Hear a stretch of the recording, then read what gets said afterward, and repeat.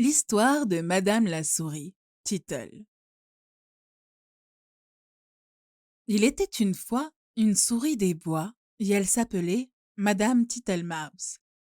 Elle vivait dans un banc sous une haie. Une si drôle maison. Il y avait des mètres et des mètres de passages sablonneux, menant à des magasins, à des caves à noix et à des caves à graines. Le tout était situé entre les racines de la haie. Il y avait une cuisine, un salon et un garde-manger. Aussi, il y avait la chambre de Madame Tittlemaus, où elle dormait dans un petit lit carré. Madame Tittlemaus était une petite souris particulière, terriblement ordonnée, balayant et époussetant toujours les sols de sable doux. Parfois, un scarabée s'égarait sur les passages. « Slouch, chouch, petit pied sale !» disait Madame Tittlemaus en faisant claquer sa pelle à poussière. Et un jour, une petite vieille courait le long en large dans un manteau rouge à pois. « Votre maison est en feu, mère Coccinelle. Envolez-vous vers vos enfants. » Un autre jour, une grosse araignée venait s'abriter de la pluie. « Pardonnez-moi, n'est-ce pas chez Madame Muffet ?»« Quittez, espèce d'araignée méchante et audacieuse. Tu laisses des bouts de toile d'araignée partout dans ma maison propre. » Elle emmitouflait l'araignée devant une fenêtre. L'araignée se glissait le long de la haie avec un long bout de ficelle. Madame Tittlemaus allait dans un magasin éloigné pour chercher des noyaux de cerises et des graines de chardon pour le dîner. Tout au long du couloir, elle reniflait et regardait le sol. « Je sens une odeur de miel. Est-ce les primevères dehors dans la haie? Je suis sûre que je vois des traces de petits pieds sales. » Soudain, au coin de la rue, elle rencontrait Babity Bubbles. « Bzz, bzz, bzz !» disait le bourdon. Madame Tittlemaus la regardait sévèrement. Elle aurait aimé avoir un balai. « Bonjour, Babity Bubbles. Je serais heureuse d'acheter de la cire d'abeille. Mais que faites-vous ici? Pourquoi entrez-vous toujours par une fenêtre et disiez-vous bzz, bzz, bzz ?» Madame Tittlemaus commençait à se fâcher. « Bzz, bzz, bzz !» répondait Babity Bubbles, avec un couinement maussade. Elle se glissait dans un couloir et disparaissait dans un cellier qui avait servi au gland. Madame Tittlemaus avait mangé les glands avant Noël. Le cellier était vide, mais il était plein de mousse sèche désordonnée. Madame Tittlemaus commençait à retirer la mousse. 3 ou 4 autres abeilles sortaient la tête et bourdonnaient férocement. « Je n'ai pas de logement à louer. C'est une intrusion, » disait Madame Tittlemaus. « Je vais les sortir. Buzz, buzz, buzz. Je me demande qui m'aiderait. Buzz, buzz, buzz. Je ne veux pas appeler Monsieur Jackson. Il ne s'essuie jamais les pieds. » Madame Tittlemaus décidait de laisser les abeilles jusqu'après le dîner.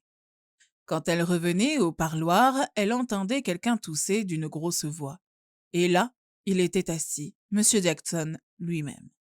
Il était assis sur un petit fauteuil à bascule, se tournant les pouces et souriant, les pieds sur le garde-boue. Il venait dans un égout sous la haie, dans une fossée humide et très sale. « Comment allez-vous, Monsieur Jackson? Vous êtes très mouillé. »« Merci beaucoup, Madame Tittlemaus. Je viens m'asseoir un moment et me sécher, » disait Monsieur Jackson. Il s'assoyait et souriait, et l'eau coulait de ses pans de manteau. Madame Tittlemaus faisait le tour avec une vadrouille. Il restait assis ici si longtemps, lorsqu'il fallut lui demander s'il accepterait de dîner. Elle lui offrait d'abord des noyaux de cerises. « Merci, merci, Madame Tittlemaus. Pas dedans, pas dedans, pas dedans, » disait Monsieur Jackson. Il ouvrait inutilement grand la bouche. Il n'avait certainement pas une dent dans la tête.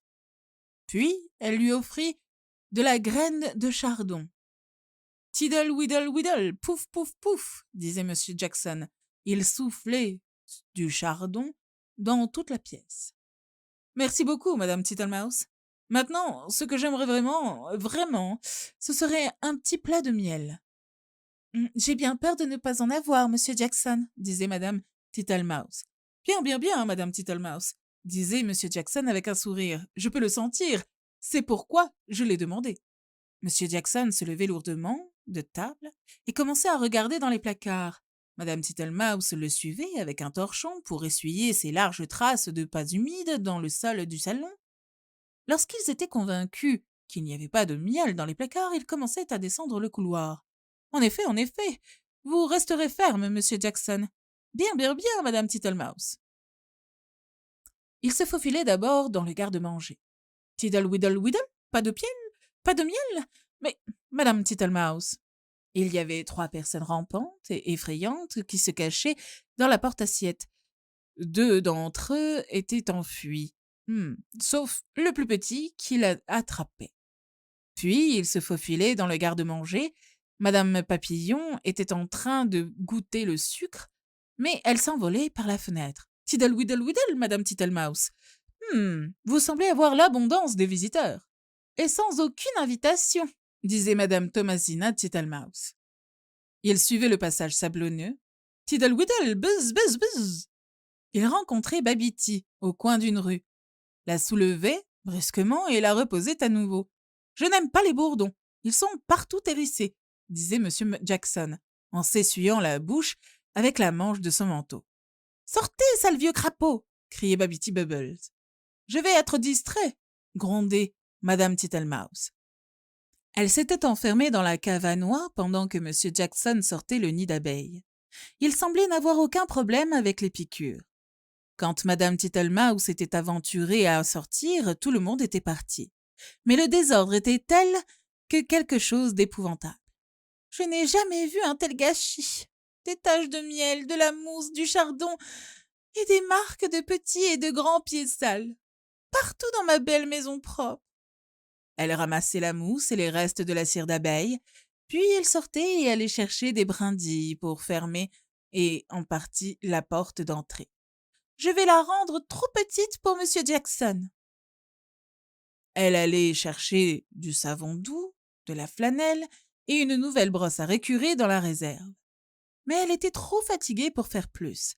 Elle était d'abord endormie sur la chaise, puis elle allait se coucher. Sera-t-il jamais rangé à nouveau? Disait la pauvre madame Tittlemaus. Le lendemain matin, elle se levait de très bonne heure et entreprenait un ménage de printemps qui dura 15 jours. Elle balaya, frotta et épousseta. Elle frottait les meubles avec de la cire d'abeille et polissait ses petites cuillères de fer blanc. Quand tout était magnifiquement rangé et propre, elle donnait une fête à 5 autres petites souris sans M. Jackson. M. Jackson sentait la fête et remontait alors le banc, mais il n'avait pas pu se faufiler par la porte. Alors il lui offrait des tasses de gland et de miel par la fenêtre. Il était heureux. Il s'assoyait dehors au soleil et disait « Tiddle widdle widdle, bonne santé, madame Tittlemaus ».